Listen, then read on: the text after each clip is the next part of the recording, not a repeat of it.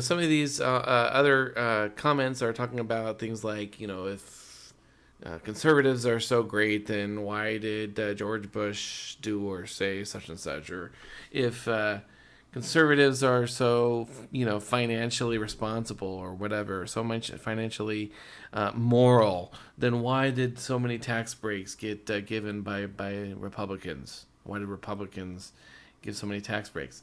And what's irritating is that these comments completely ignore the fact that social conservatism, traditionalism, fiscal conservatism, political conservatism, moral conservatism, capitalism, and the Republican Party, these are all completely different things that happen to be shared among several. So George Bush was not fiscally conservative. He was one of the worst. Nor was he a traditionalist. Nor was he particularly morally conservative.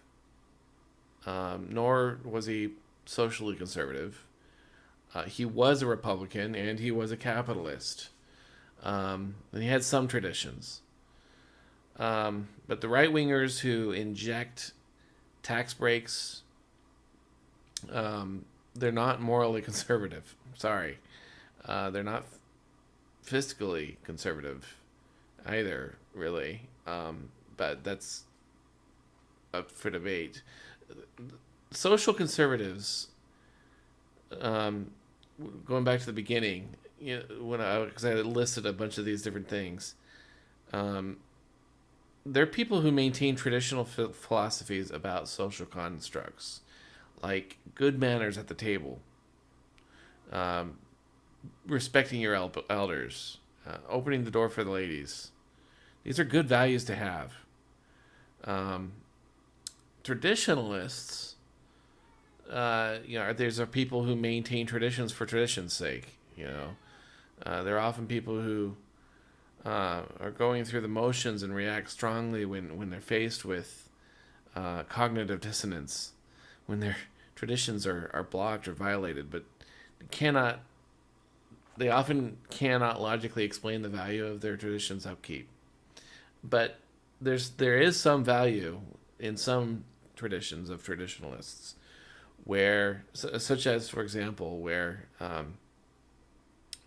basic decorum is maintained, as it maintains an air of respect and civilization, and not just mouthing off and just doing your own thing in a crowd of others. Those kinds of traditionalists respect proprieties. Okay, that's actually a good thing. So there's some good and some bad on some of these, but in this case, I think even with where the worst is perhaps the traditionalists, there's still some good. There is. People need to show respect, and that's to some extent that's just a social conservatism as well. Fiscal conservatives are people who they're careful that more money is not being spent than is gained, and ideally that some is saved. This is critical. This is a critical value in economic success. And while it's foolishness to spend no money at all, when it can at least be invested, it's worse foolishness to spend more money than what you have, and so increase your debts. That's stupid. And no business and no personal household can be successful by perpetually overspending. If I was to perpetually be somehow have the ability without any approval process to just keep spending money I don't have, I could be millions of dollars in debt for nothing, for stupid things. That's stupid. And that's not that is the opposite of fiscal conservatism. Moral conservatism. Oh, well, let me also say about fiscal. Ironically, fiscal and moral conservatives are also the liberal charity givers. Um, Moral conservatives, like Christians, are people who see that even while science and technology advances, which is fine, which is good, um, human DNA and the tendencies of human whim, they've been the same for millennia. And on matters of human behavior, the best and the brightest authorities are the ones who lived long ago. Sorry, in that department, the new stuff doesn't necessarily win, um, because that stuff doesn't change. Human tendencies have been the same forever. How we interact with technology might be a little bit different, but we it's not like we were apes 100 years ago. We were pretty darn smart, like I was saying earlier. Um, yeah, so Christians, I mean, they actually give four times more statistically than liberals. They're liberal givers. Christians are liberal givers. That's the irony of all of the fiscal conservatism. But moral conservatives, they believe that morals were understood better in times past than even today, and that logically actually does make sense. It actually, because we have new technology doesn't mean morals change. We're still human beings. Um, People have spent lifetimes understanding human nature, and that's where we get a lot of our traditions and our morals from. Um, anyway, so this is why Christianity is so heavily relied on as an authority, because moral principles in the New Testament, as well as in the Book of Proverbs, which is amazing in terms of foolishness and wisdom and morality. Um, they're all founded on these are founded, believe it or not, on logic, and they're provable. The morals are provable. The effectiveness of the morals, they're provable and proven time and time again over the centuries. Um, Science doesn't fix the repercussions of lying, stealing, abusing people, or other immoral behaviors. So anyway, capitalists. These are people who innovate through social opportunities, giving opportunity to the unfortunate, and only if those unfortunate only if they themselves want to seize these opportunities. So it's not talking about snake oil. We're just talking about, hey, you want to do you want a job doing something simple? Sorry, my cats think I'm about to give them FOOD. Um, do you want to do something simple? I'll give you a little bit of money. It's better than doing nothing. Yeah, sure. Okay.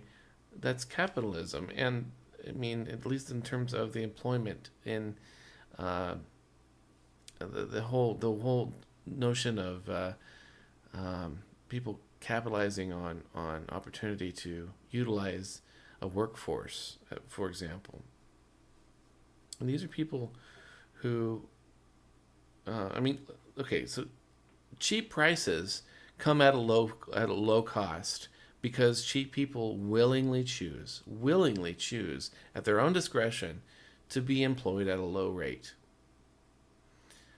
If they wanted a better opportunity, then they could go pursue that. They could go pursue something else. But many people just choose to take the one at a basic wage. And there's nothing wrong with the people who provide them that opportunity. Take it or don't, you know? And so, I mean, that's a part of capitalism. It's only one part. It's just, I'm talking about the employment part. I mean, there's lots of things, I have a widget that I want to sell, and I want to sell it for the best as much as I can. That's business. That's just business. Nobody. is owed this. I suppose I make one exception to medical science. I do think humanity, in general, is owed a share of the innovation there. That's the only area that I think is an exception. Because you're not looking at because you're talking about people taking about you're talking about uh, I don't know. I think there's a blurred line between charity and the ethics of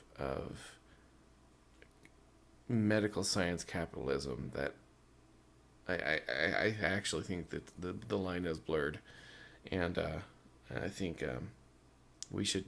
I think it's ugly what we're doing right now, but that's just me. I just anyway. Um. Anyway, so political. So, sorry, the Republican Party. I was going to say the Republican. That's what I was trying to remember. The Republican Party is defined as two things.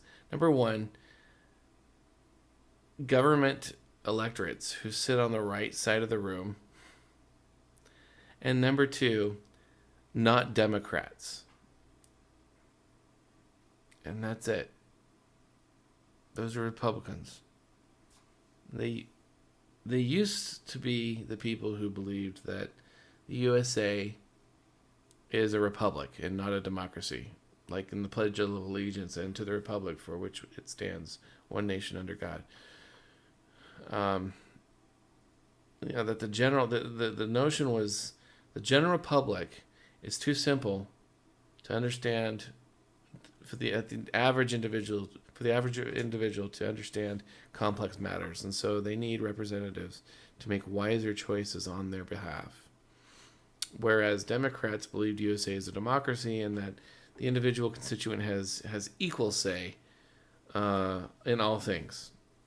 Now, logic and ideology, as in the ideal world, says that this older definition of the Democrats is absolutely right. And for every issue that people on the whole disagree with, it shouldn't happen in government. And for every issue that the people on the whole do agree with, it should happen in government. And that's the scale, the ideal scale of democracy. However, logic and ideology isn't always right, believe it or not. I mean, observation and evidence and logic has shown that the older definitions of Republicans is more right. People are wrong, and it's mainly because of ignorance on the whole, bulk ignorance. Either way, it's all a sham now. Bipartisan ideologies have vanished in a perpetual them versus us, this childish fight that's constantly ongoing, saying whatever they say, we disagree at all times, no matter what they said. Whoever says it first gets the opposition to just whatever they said. They just disagree with it. And on top of it all, they're all buyouts from private lobbyists. So it doesn't really matter whether any of them are conservative or which kind. You certainly won't find a lot of conservative Democrats, but you won't find many conservative Republicans either. So I say these things to point out that any arguments about if conservatives are such and such, then why did such and such Republican do or say such and such is not an argument. It's just not an argument at all. Republicans aren't conservative in general.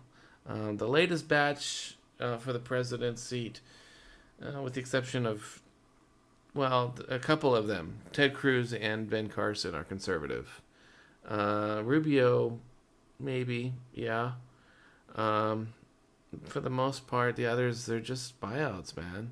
I mean, they're just doing their thing, or they're selfishly inclined like Trump. they're not conservative. So, I mean, not really.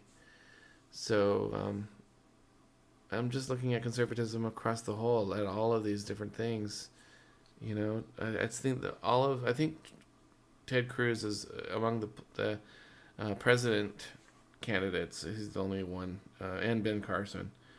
Um, but Ted Cruz has a long record of showing his conservatism. Um, the rest of the Republicans in Congress and presidential history really haven't really meant much in conservatism, with some exceptions. Anyway, that's all. I just wanted to go all on those things and explain, because you guys